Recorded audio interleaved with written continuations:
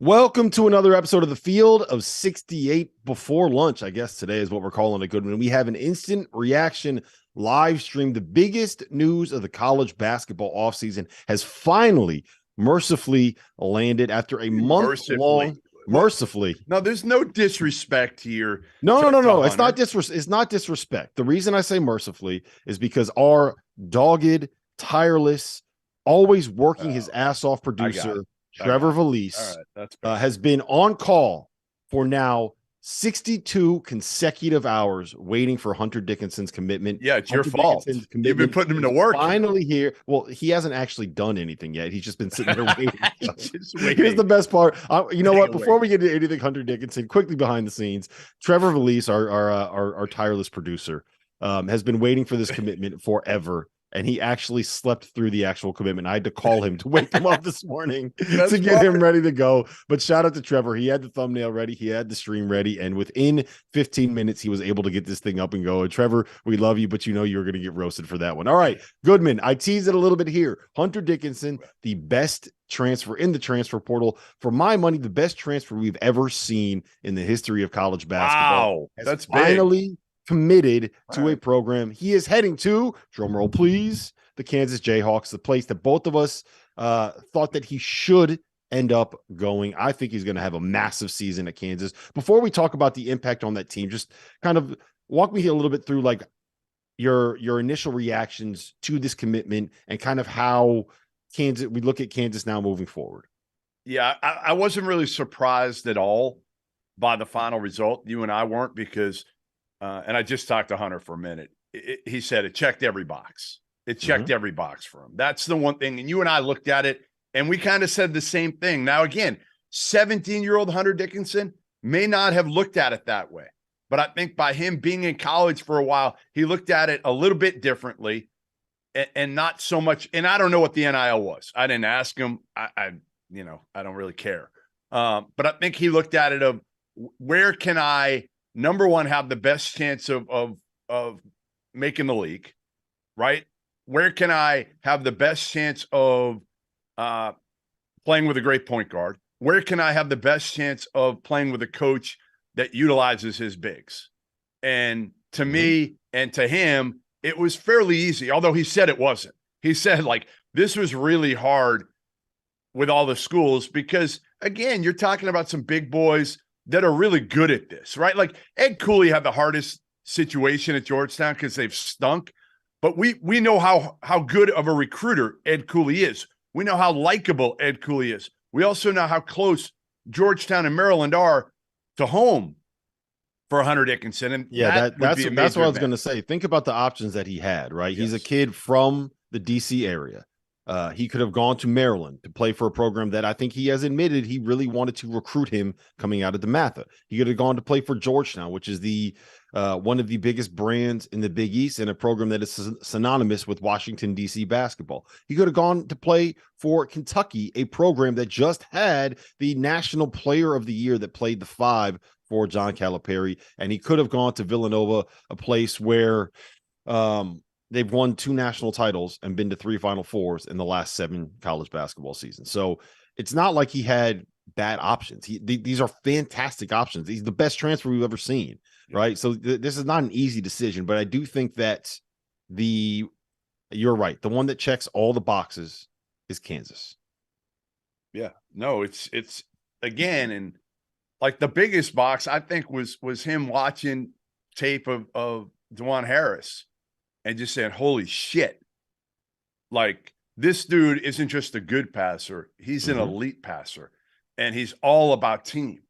You know, obviously Bill Self has had to implore him to shoot more for the betterment of the team. And he did that last year, but now they're going to have weapons. You know, that's the big thing. They're going to have major weapons. KJ Adams can play the 4 now, which is his natural position.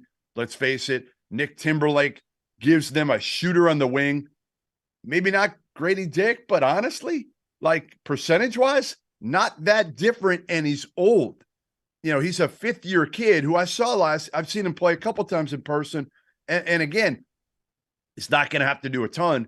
Honestly, sit there and make uncontested threes because Really? Like Arterio Morris, you're going to get every uncontested three you want.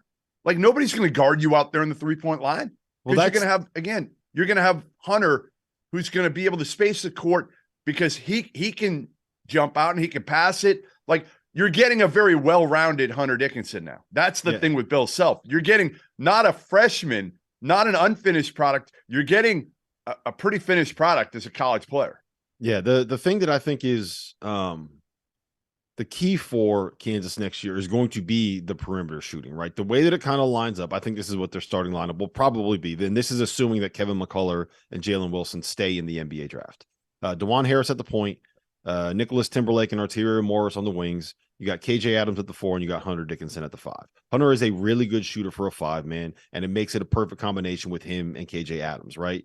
Nicholas Timberlake is a really good shooter. The questions are going to be KJ Adams, non-shooter, Arterio Morris, shot 33% last year, known more as a slasher and a scorer than a shooter, and DeJuan Harris, a guy that you didn't necessarily have to guard on the perimeter last season. So it's going to be that shooting, and frankly, it's going to be the depth. They need more. They've added 2 of the best perimeter transfers in the portal, and I think they probably still need some help there. Now they got some freshmen coming in that are pretty good. The El Marco Jackson kid is he's good. He's good. He's good. I think part of the reason you saw some of those point guards transfer out is because they knew what was kind of coming in the pipeline there. But they need to figure out some depth stuff. But you can figure all that shit out, right? You can figure out a piece. You need the star. I mean, how much depth do they need now? Like, what if they get Mackenzie Mbako? They're in there strong for him. Strong. Yeah. I would like to see.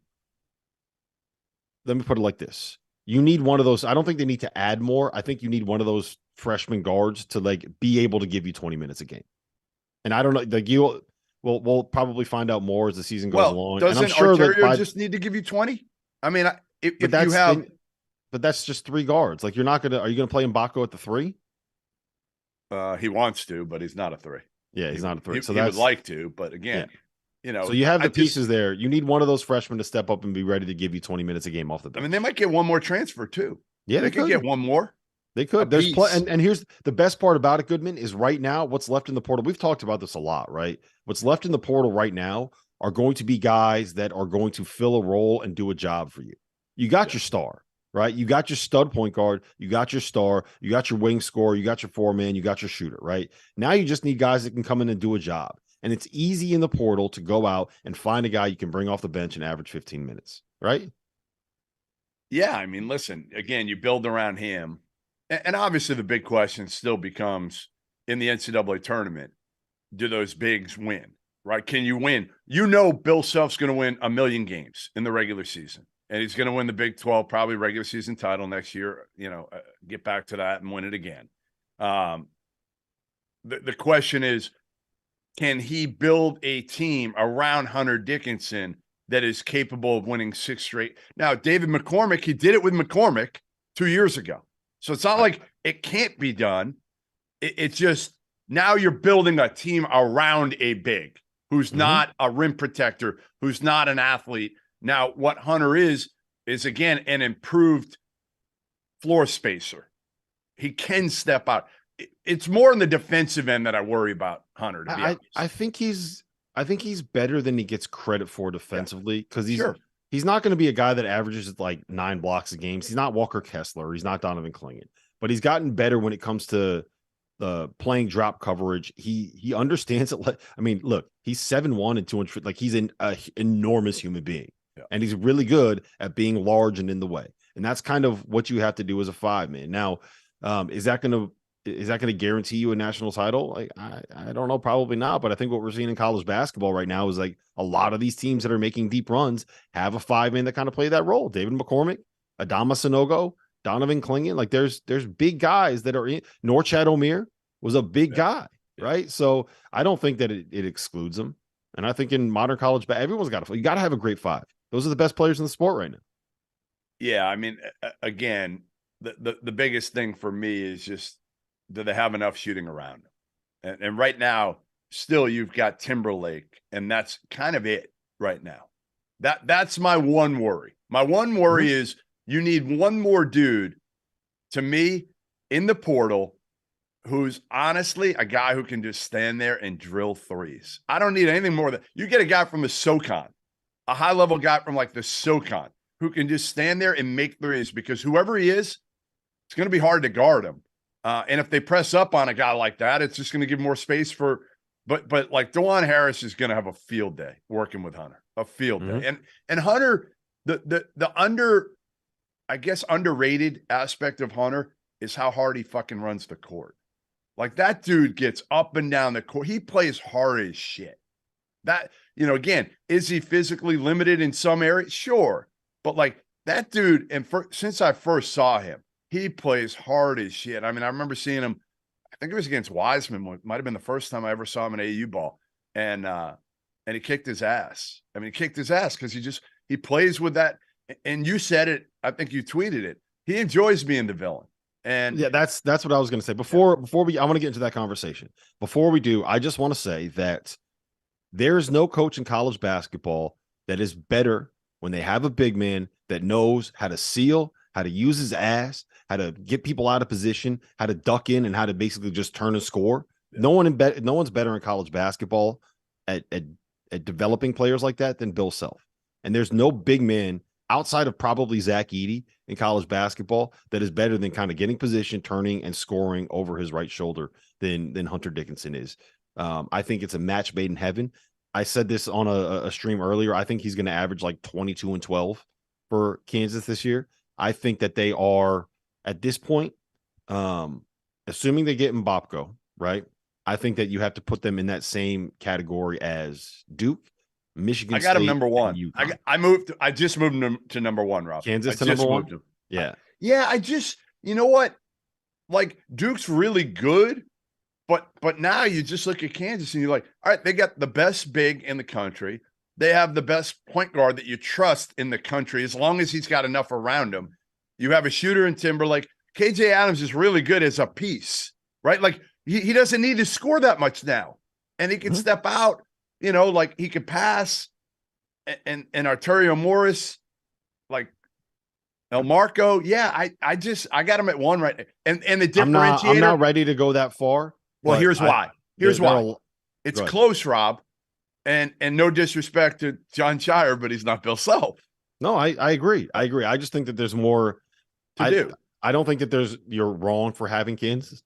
Number one, I think that to me, it's a coin flip. You can go either way. I probably would still have Duke, and that's a lot of that is because I kind of believe that Tyrese Proctor is going to end up being the best point guard in college basketball next year. He might be.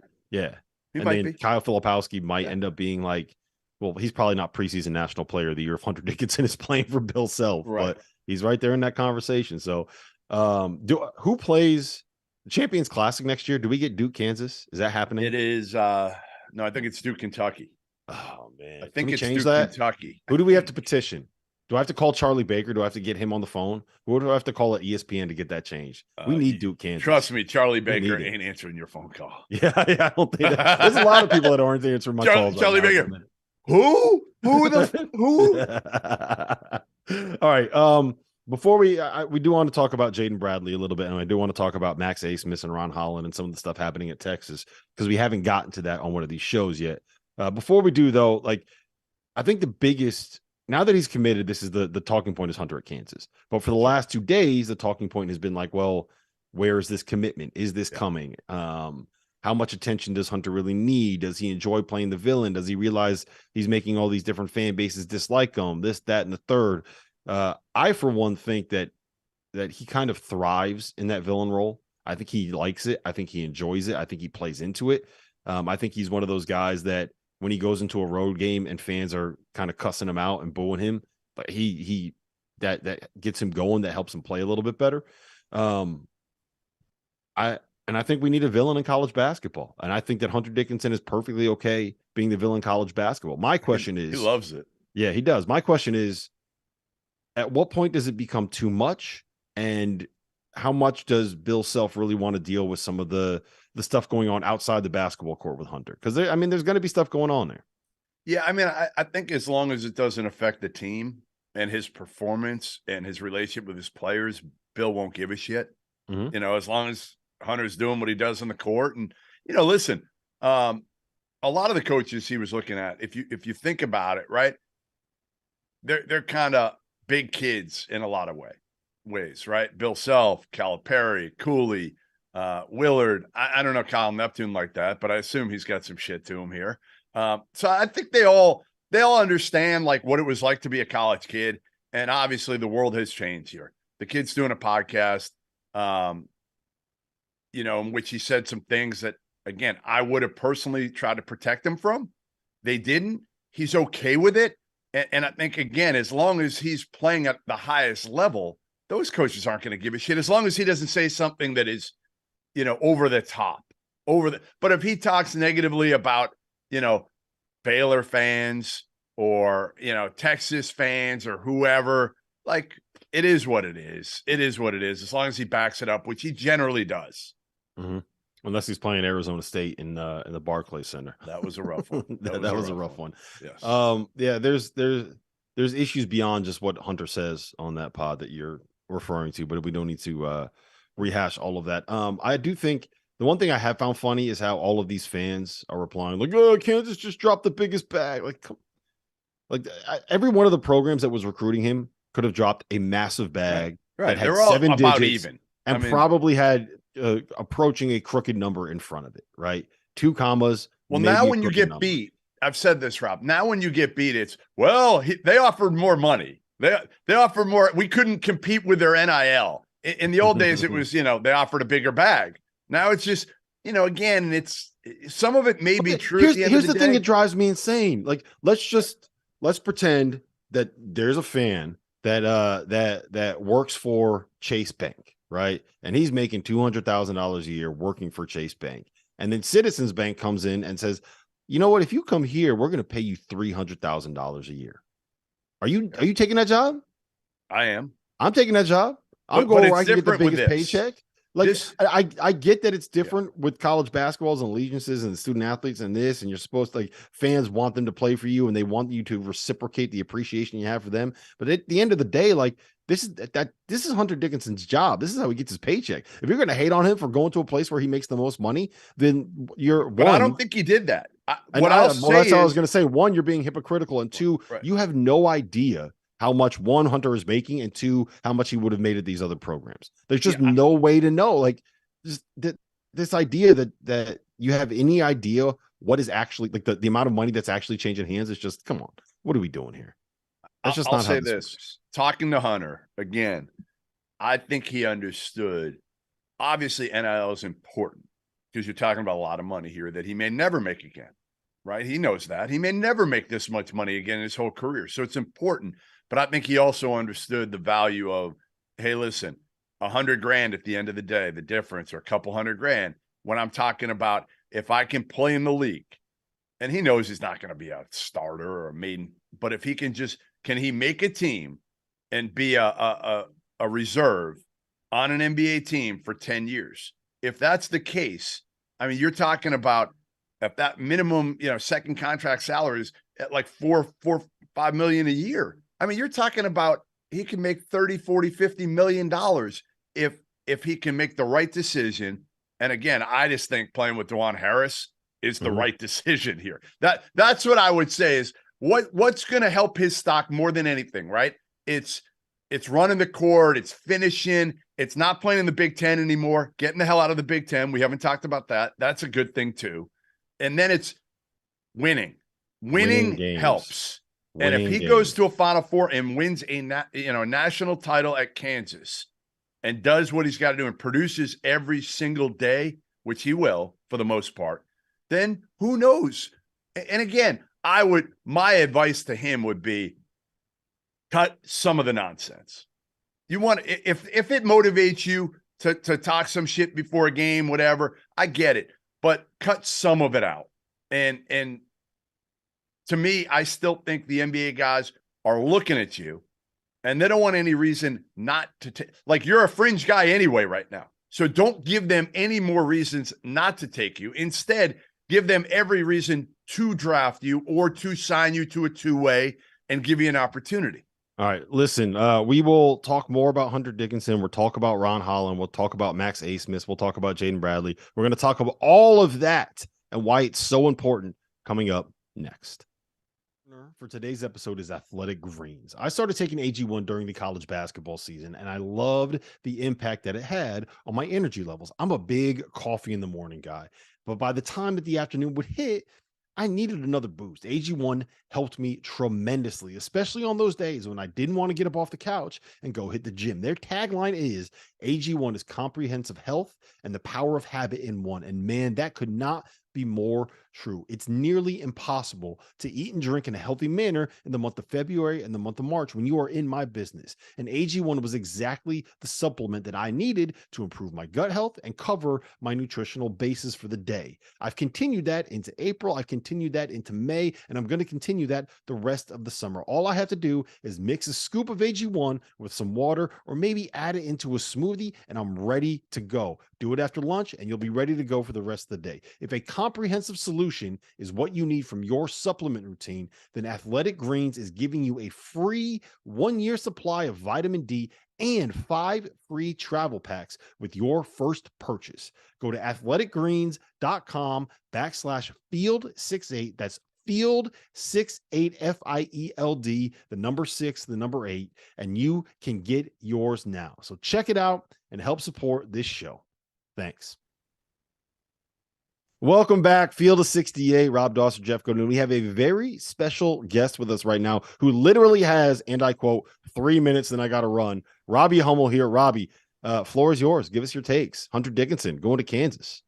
I think it from a basketball standpoint, it's the right decision for him. I think with Bill Self's track record of throwing it into the post from, I mean, honestly, since the time he got to Kansas on, you can look at so many guys that he's done that, whether it's the Morris twins or Cole Aldrich or Jeff Withey or Thomas Robinson or Big Doak or last year David McCormick. You know, he throws the ball inside. And I think you're going to play for a guy who's as good as anybody in the country at getting guys who he wants opportunities to score in great positions. So from a basketball standpoint, I think it's a really good decision by Hunter Dickinson to go to Kansas. I don't know about any of the NIL implications, if this was more or less than what he had at other places. But, I think that it's such a weird era where we're seeing guys like a Hunter Dickinson transfer.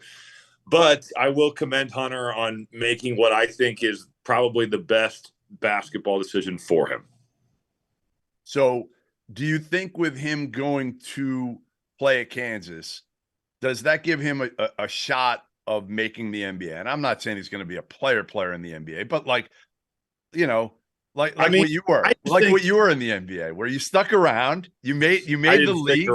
Sticking around is more than just hanging out for 2 years. Sticking around to me is like hanging in there for 5, 6, 7, 8 years. I mean, Hunter's got great size. The NBA has kind of gone away from that. He's developed a little bit of a jump shot, but production is undeniable. So if he goes to Kansas and he has a phenomenal year, I think the biggest thing for me with Hunter, and this doesn't really have much to do with the NBA, because I think that his position has it's just changed, and if you don't protect the rim or you don't shoot the three at a super high level, it's hard for those centers to get considered to play for a long time, I think, at that level. So with that being said, I have to imagine he was incredibly sick of being double teamed every time he touched the basketball, because that's what it was. I mean, every time he got the ball at Michigan, he was just looking over his shoulder and flinging it across the floor. And I think at Kansas, with a point guard that can really get to the basketball, with some guys that can shoot around him, he's not going to have to deal with that. So he's going to have the opportunity to play in more one-on-one settings and to have guys around him that can punish teams that do decide to double team. I think you're right. Hummel, you got to get out of here. I do. I have to go serve my country. He's got to work. I mean, imagine hiring Robbie Hummel as a coach to represent your country. Like, what are we doing? I think it's a much better representation of you, Goodman. I'm just trying to mentor our youth and make this place a better place to live every day. Yeah, but for the people that don't know, this is the first time I've gotten Dauster on the phone. I've been calling him. He just doesn't answer. This is a big contract year for a lot of people, Trevor, our producer included. And this is the only way we can get this guy. So, Dauster, contract's up, and if we don't make some changes, it's going to be the Goodman and question mark podcast pretty soon. Well, all I got to say is, Hummel, you're the only person that I know that can get Goodman to stop talking for extended periods of time. So whatever you want, it's a blank check. There you go. You're good. Let's go. All right, look. Good thing I go coach the Team morning. USA pickleball team. Enjoy it, man. Good luck. All right, goodbye. See you, man. All right, Goodman. We got two other transfers that I think we really need to talk about. We got to get to Max Abmas in Texas and Ron Holland and what's going on there. But before we do, I want to talk about Jaden Bradley, former McDonald's All-American, was a starter for a while at Alabama this past season. I thought he played really well in long stretches for the Tide, and he has transferred to your alma mater, the Arizona Wildcats. What do you make of this pickup? What do you make of the impact he's going to have next season? The idea of Jaden Bradley and Colin Boswell playing together in a backcourt for Tommy Lloyd. Yeah. Me? It sounds pretty good to me. No, I like it. I don't love it like I loved Nemhard and Boswell, but I think it's a pretty good consolation prize, right? Jaden Bradley came in with a huge rep. McDonald's All-American in Alabama last year, was up and down. It was a roller coaster ride for him last year. There were times when he looked like he was phenomenal, and other times where he couldn't really get off the bench for Nate Oates. But they needed another guy, and Arizona needed a dude who could put it on the deck and make some plays off the bounce, and that's what Jaden Bradley hopefully can provide for them. Tubelis is gone. Obviously, we know Kirk Kriisa left. They've still got Pelle Larsson. They've still got Umar Ballo. Boswell had a hell of a year, and I think that was part of the reason why the mutual separation occurred with Kirk Kriisa. So listen, I'm not writing Tommy Lloyd off because I've kind of done that each of the last 2 years, and it hasn't exactly worked out well when I didn't have him ranked in the top 25. So I've got him around, they'll be in that 10 to 20 range, wherever you want to put him right now. And the young kid, the freshman last year, Henry, the international big, he's got to step up this year. Ballo's got to not wear down. That's the other big thing. Yes. He wore down last year because, he wasn't used to those minutes. And, but they're going to, Tubelis was one of the best players in the country last year. Mm-hmm. The thing that's going to be interesting with Jaden Bradley is that he didn't play a lot of minutes down the stretch of the season. And I think a lot of that had to do with the fact that he's not exactly known as a guy that's a jump shooter, right? Like he's not someone that's going to be spacing the floor. I don't know that Ryan Nemhard necessarily is either, but he's a little bit more of a shooter than Jaden Bradley is. Whereas Kylan Boswell is a guy that shot 39%. So you have two guys that can kind of play on or off the ball, right? Like I think Jaden Bradley is probably the guy you want on the ball a little bit more. Kylan Boswell maybe more as the secondary playmaker, but to me that's the combination you want. And you have two guys that are high upside. I really like that combination. And when you have a big guy like Ballo playing in the system that Tommy Lloyd plays in, Tommy Lloyd runs, it's the same thing as Mark Few's system. He's going to get up and down the floor. He's going to get post touches. He's going to get seals. He's going to score around the basket. That's kind of what you want. It's to me, it's going to be about what do they get from those other two spots? Where are they going to get shooting? And how different is it going to look if you're playing a lineup that doesn't have the two bigs, right? I think because that's what we're probably going to end up seeing more often than not. I still think you need more pieces. I still think Pelle Larsson's back, right? He hasn't entered the transfer portal. Yeah. Pelle Larsson's back. Yep. Yeah. So, I like this Arizona team. They need to add a little bit more, but who doesn't need to add a little bit more right now in the portal? So to me, it's kind of the same thing as Kansas, right? Like you have your anchors, you have the guys that are going to kind of carry your team. Now you need to fill it out with the pieces that can help you have a roster that works together. That's what I think you need to end up doing. So let's move to Texas.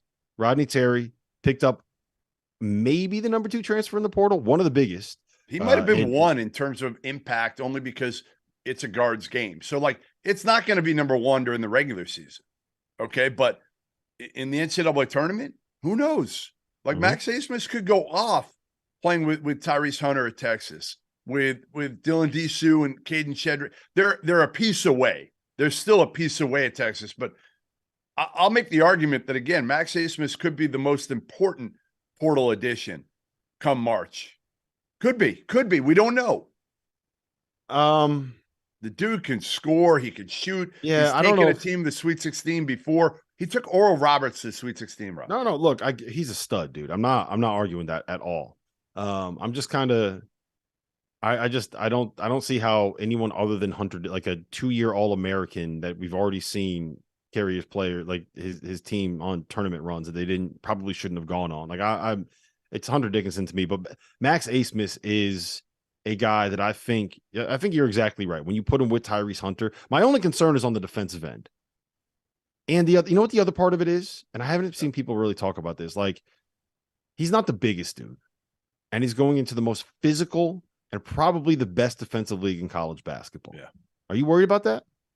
Well, only because I'm not as worried because he's playing next to Tyrese Hunter, who can guard the tougher perimeter player, right? And you might get one more of those. You might get another bigger. You probably need another bigger, stronger wing. So I think the jury's still out on what else they have. You know, it's going to be Ron Holland. Obviously, he decommitted, and anybody and everybody I've talked to thinks he's going to end up at either Arkansas or the G League. They need another dude, but again, I love that backcourt. I mean, how many backcourts are going to be better than Tyrese Hunter and Max Abmas in the country? Some, like, I think that's Not probably many. I would say that's probably like a top 10 to 15 backcourt. Ooh, I'll go higher than that. I'll go top 5. Off the top of my head, I'll go top 5 at the end of the day. I think I'm more. You want Proctor? You take Proctor and Roach over those two? Probably, because I think I trust Tyrese Proctor a little bit more, having seen what he did down the stretch, than Max Abmas going to the. Like, I want to see what that adjustment is going to be like. Like, I know how good he was in the tournament. Sweet 16. Like, yeah, it's not like he hasn't played against good teams. But that's very different than having to play night in, night out against the level of physicality. Trust me, he's going to be fine. Get. Like, just think about him going up against DeJuan Harris. Think about him. Like, that's very different than what you see in the Summit League. If he's got enough around him, he'll be fine. I'm not saying you're wrong. I'm just saying you got to, like, there's a reason why some of these up transfers aren't always home runs. And of course, I want to see it. You could be right. And if we look up, because usually you cut the numbers in half, right? Usually that's my way of doing it from the study I did a couple of years ago, was cut the numbers in half when you go from a mid to a high major.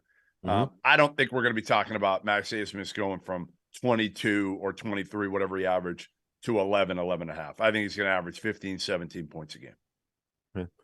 I think it's more going to be like in that 14 and 4 range. Which is fine, which is good. I just don't know if that counteracts any issues you have. Like, I just want to see it. You could be right. If we look up in March and he's averaging 18 and 6, then yeah, I think that's certainly a possibility. Well, could we look up in March and he's averaging 12 and 3 because he just can't quite handle the adjustment to playing that level of physicality? I think that's something that's possible too. So we'll see. I think it's a really big pickup. Are you worried about the fact that they lost Ron Holland, that they no longer have the commitment? I believe he's the number 2 player in the class. Yes. Yes, I'm worried. Of course I'm worried. They got to get somebody. They got to get somebody out of the portal. I would say this. Now, Ron Holland is a tough MFer. Like, he is hard playing, combo forward, but he's still a freshman. Can you fill that gap now? There's still a lot of guys left here that can help. Are they going to be stars? Well, Ron Holland wasn't going to be a star anyway. He was going to have to be a star in his own role, which was defend, he was going to kind of have to be Dylan Mitchell, right? Well, that's the key too. Does Dylan Mitchell come back? Because if they lose Dylan Mitchell too, and you know what I think of Dylan Mitchell, like, you know what I think of him as a team guy. I just think they need Dylan Mitchell back. They need him back because of what he brings in the locker room, because of how he just kind of accepts his role, which honestly to a fault, because I wish he was more selfish. So I think Dylan Mitchell coming back. Do you think he's coming back? Do you want to put odds on that? No, I don't know. I mean, I talked to him, and I think he's just, let me go through the process. And if somebody gives him, a first roundish guarantee, like the end of the first, or saying, I would assume when he got everything back or gets everything back from the NBA, probably said 25 to 40. That's what I would guess is his range is. So I think knowing that, it's a roll the dice for Dylan Mitchell, because you come back, you might not expand your role. You might be the same player. They might not be running anything for you. It might be where you can get better than in the G League, to be honest, all day just working on your shot, and you're not playing in front of anybody. It's not as good of an experience, but you can improve your development, your skill, which is what he needs to do. I think it's a similar situation to Kyle Filipowski and to Andre Jackson. Really? Filipowski? Why? Because both of them are in a position where they're not necessarily locked into getting a first round guarantee. Like they're kind of. I think Filipowski was. I think he was a first rounder. I think he was. I'm not 100% sold on that. I would say that he's probably the most likely of those three to go first round. I don't think that he was 100% locked into the first round, but I think it's a situation where his value was at its highest. Maybe not highest, but pretty close. Like how much higher is Kyle Filipowski going to move on a draft board? Probably not much. He kind of is what he is, but that's what I'm saying. He should go. I felt like Filipowski should have went. I give him all the credit in the world for not. I'm so happy he didn't. Well, the point that I was making is that for Dylan Mitchell to come back, it's going to have to be, okay, one, how much money am I going to make coming back? Because there's going to be, he's going to make guaranteed money, whether it's a 4-year guarantee as a first round pick or like a 1 year with a partially guaranteed second year as the number 40 pick, right? So are you comfortable betting on yourself that you'll be able to end up getting a guaranteed deal, or can you get $300,000, $400,000, $500,000 out of Texas to come back to school, try to add a jump shot, try to expand your role a little bit, try to show off that you're more than just an athlete, be a 3 and D guy instead of just being a defensive guy, right? Come back, show you could do that, and then maybe lock yourself into like being the 28th pick in the 2024 draft, where you have a 4-year guarantee that I think you end up making like $7 million guaranteed. Like that's what it is right there. And then maybe if it works out best, you could end up being a lottery type pick. So I think to me, that's the question. And how much, like, are you willing to go play in the G League? Think about look, you make more money in the G League, but think about how much better the life experience is being a player on Texas. We saw what that home court's like, playing in that environment, playing in those gyms, flying charters, being a god on campus versus playing in the G League where you are a professional and people are coming for your job, right? I think that there is if he can make enough and he's willing to bet on himself, I think that there's a very strong argument to make for guys like him to come back to school and try to get that guaranteed money. But we'll see what ends up happening. I still think if you kind of look at what this roster is right now, Max Asmus, Tyrese Hunter, Brock Cunningham / Dylan Mitchell, Dylan Disu, and Caden Shedrick, that's a pretty damn good starting 5. Yeah, no doubt. So, that's all I'm saying is again, I just think this team is one piece away, and it was Ron Holland, I guess, or Dylan Mitchell, either or, and now you may have neither. And if you have neither, you got to fill it in the portal. There he is. What's up, Max? Can you hear me? Gotcha. You're live, man. Good to meet you, Rob Dauster. You're on Field of 68 right now. You're live on the stream with us, Max. How you doing, man? Thanks for jumping on. No problem. Appreciate you having me, man. Hey, congrats, first of all. I know it was not an easy decision for you between Texas and Kansas State. Give me, because we haven't really heard from you. Why? What was the deciding factor between Texas and Kansas State? Yeah, I mean, for me, I enjoyed both of my visits, getting close with the coaching staff, at Kansas State, at Texas, and, just talking with my parents and kind of looking at the factors like after basketball too, that played a part in separating the two, but I really enjoyed getting to know both coaching staffs and, really appreciate them recruiting me as well as every other school that recruited me too. Max, how do you think your game is going to adjust moving from a mid-major league to, frankly, the toughest and most physical league in college basketball? The Big 12 is a beast. Hey, Dauster's worried about you. Max, Dauster's worried about you a little bit. I said I'm not worried at all whatsoever. You're going to average 17 a game next year in the Big 12. Yes, sir. No, it'll be different. Than playing, in like the Summit League for sure. It's a gauntlet night in, night out. But that's what I want. And to challenge myself, at the highest level, understanding that that's what I have to play at in order to, improve my draft stock, put myself in the best position to play at the next level. And so, played against high major opponents, at ORU, just not on a night in, night out basis. So. I'm really looking forward to it, competing at that high level. So why now? Because the last couple of years, high majors had obviously gone after you in their own way, right? They're not reaching out. And you can probably describe to people, fans out there, how it works, but they're not contacting you directly. They're contacting, whether it's might be your parents, might be your AU coach, might be your high school coach, and saying, hey, if Max wants to transfer out of ORU, we'll take him in a heartbeat. You said no for the last couple of years since taking the team to Sweet 16, and this year you decide to make the move. Take me through that process and why now? Yeah, I think the last couple of years, I was so locked in on the draft too, was that I was staying in, and I wasn't coming back to school, and those decisions were kind of both made at the deadline date. And so, I think another thing for me is just the relationship I built with the coaching staff here is the second to none. Like, they're one of the ones who believed in me when nobody else did. And, just building that relationship over the years and believing that we can win here and get back to the tournament, which we were able to do this year, was something that I had in mind too. And, playing for Coach Mills, when he just lets me be me, I go out there and be me. And, that's what every player wants. And it's tough. It's tough to get, and so just working hard and, understanding that and being in a position where I can just go out there and be me was big too. When do you get to Austin? I'm not sure the exact date yet. I know it's early June though.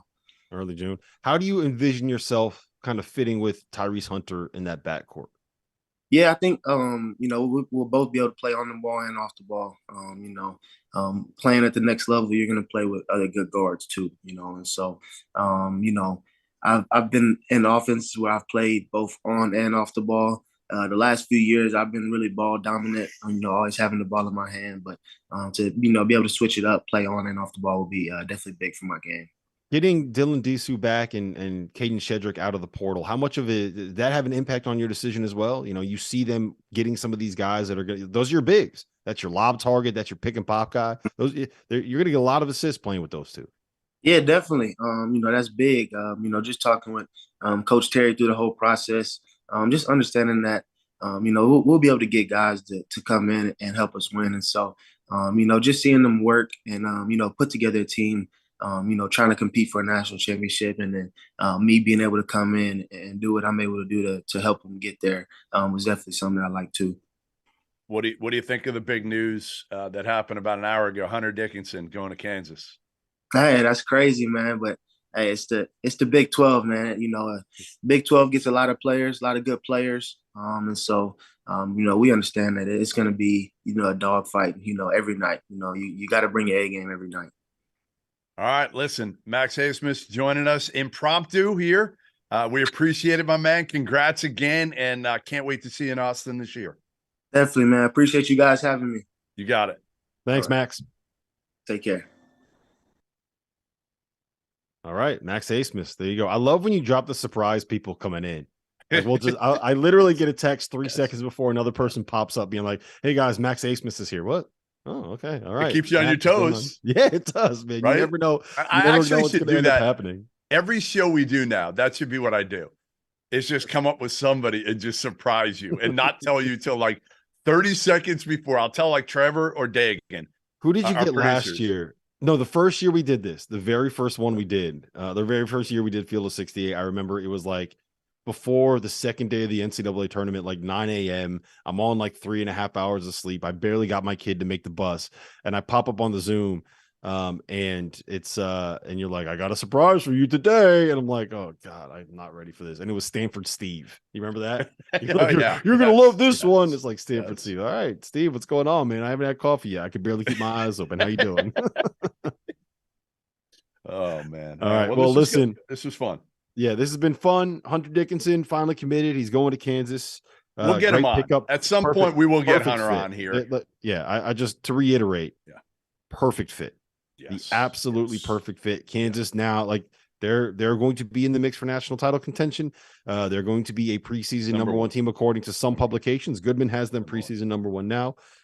I'm not quite there yet. I might get there. That's fair. If they add another piece, but I will say this: I am going to continue to petition ESPN, State Farm, John Shire, Bill Self, Coach Cal, Charlie Baker, everybody. We got to get a Duke Kansas matchup. It's got to happen at some point. I don't care where it is. All I know is all four. Should we put it on the field of 68? Hey, how about this? Right now, you could be talking if Oscar comes back for Kentucky, which I don't know if he's going to or not. I mean, I know he's leaning towards not coming back, but who knows? Who knows? At the 11th hour, if he doesn't get anything draft-wise and Kentucky gives him the bag again, we could have – right now, I have Kansas 1, Duke 2, Michigan State 3. If Kentucky got Oscar back, I don't think I'd put him at 4, even with Oscar back. But, I mean, you're talking 3 – right there, 1, 2, 3 right now. And let me ask you 3 of them in the champions. Let's say Tristan Newton comes back, Andre Jackson goes pro. Where do you have UConn? I'm like 11 today. 11. I do. Well, listen, they lost a lot here. I mean, they lost a ton. And again, if and I don't know why Newton would leave. Like, why would you leave if you're Tristan Newton right now? They love you at UConn. You won a national title. Walk around stores. Don't pay for a goddamn thing for the whole year. I don't think he's leaving. I think he's testing the waters. He's finding out what he has to do to improve, and he's going to end up coming back. I mean, where are you going? Just like, fine, test the waters because everybody's doing it right now. It's the thing to do. But you're going back. So Newton back, clinging up front. Andre Jackson is the key there. If Andre Jackson comes back, yes, I think then you can make a case that UConn's a top 5 preseason team. If not, I don't know how you can put him in the top 10. I don't know how you can. I think with Tristan Newton, Stephen Castle, Alex Karaban, I think Alex Karaban is going to have a monster year. I love him. I think Castle will be their 4th best starter. And when you have a top 10 recruit that's coming in as your 4th best starter, I think that's a good situation to be in. So we'll see. I don't think that they're quite without Andre Jackson. I would not have him in the mix with Duke and Kansas. But I think that they're somewhere in that 5 to 10 range, which is who's ahead of him. You know who's ahead of him for me right now? Who? A healthy Alex Dukas in St. Mary's. They're at 9. They're at 9 right now. Because a healthy Alex Dukas right now, they probably wouldn't have a banner going up there. Hey, we buried the biggest news of the day. What are we? Brand new to the merch store, guys. I love brand new to the merch store. Yeah, it worked. I love Dickinson. That's actually one of the most creative things you've ever done. Right listen. This has been the Field of 68. Thank you for jumping on this live stream. This instant reaction for Jeff Goodman, for Robbie Hummel, who jumped on for about 35 seconds. Quick cameo. For Max Asmus, and for our producer Trevor, who is going to go back to bed after the stream is over.